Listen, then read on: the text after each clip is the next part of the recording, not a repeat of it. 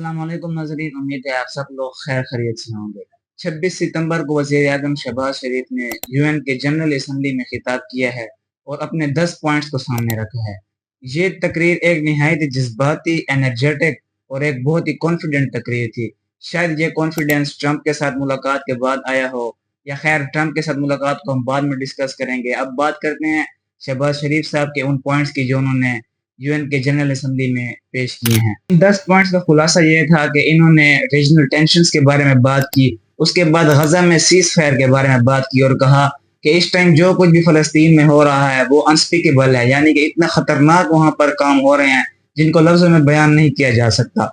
और उन्होंने cease fire का मुतालबा किया है और कहा है कि फलस्तीन को 1967 के बॉर्डर के मुताबिक दोबारा बहाल किया जाए। फिर इन्होंने इंडिया के साथ अपने क्लैश का जिक्र किया और कहा कि हमने अपना डिफेंस शो किया और इसलिए एग्रेसिव हुए और अब हम अमन चाहते हैं और इस अमन के लिए डायलॉग करने के लिए भी तैयार हैं।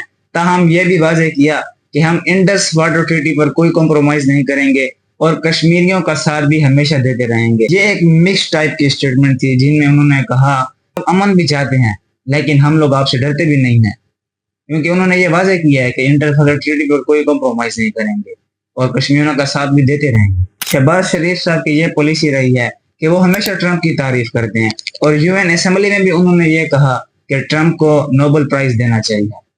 और उसकी वजह क्या बताई कि इन्होंने इंडिया और पाकिस्तान में सीज फायर कराई है। ये बात जाहिर सी बात है कि इंडिया को ये बात बहुत चुभती है और मोदी भी इससे चिड़चिड़ाहट महसूस करते हैं। लेकिन किस बिना पर आप उनको नोबेल प्राइज का हकदार समझ रहे हैं?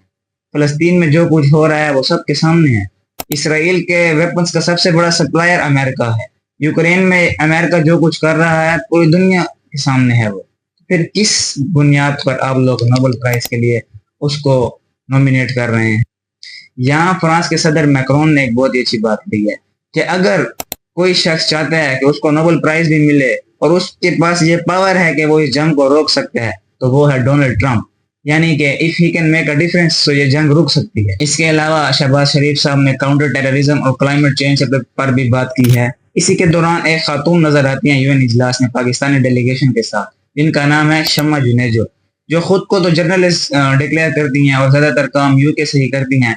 तो उनकी मुताबिक उन्होंने एक ट्वीट किया है कि शहबाज शरीफ की जो ये तकरीर थी ये मैंने लिखी है, लेकिन पाकिस्तानी ऑफिशियल्स की जानिब से इस बात की तरदीद की गई है कि इनका पाकिस्तानी ऑफिशियल के साथ कोई लेना देना नहीं है, ये पाकिस्तानी डेलीगेशन का हिस्सा नहीं है।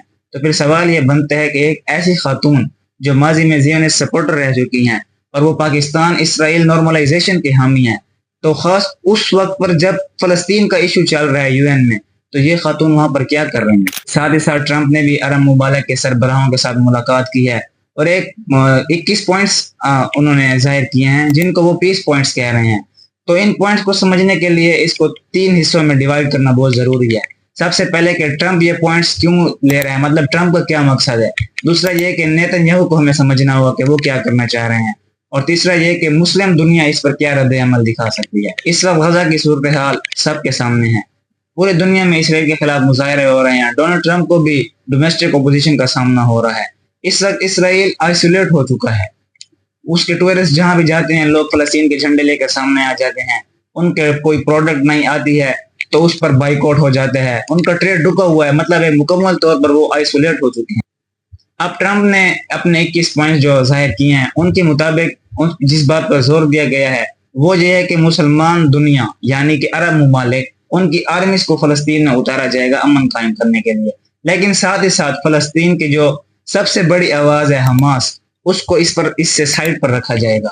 यानी कि उनको वेपन्स देने पड़ेंगे, अपने हथियार डालने पड़ेंगे और वो लोग जो फलस्तीनी अथॉरिटीज के जरिए जो इलेक्शंस होंगे उसमें भी वो पार्टिसिपेट नहीं कर सके। और इन पॉइंट्स में कहा गया है कि अगर इसराइल को ये लगा कि जो वो मुस्लिम आर्मीज हैं वो किसी न किसी तरीके पर हमास को सपोर्ट कर रही हैं या उनके साथ कोई ताल्लुक है, तो वो लोग एयर स्ट्राइक भी कर सकते हैं।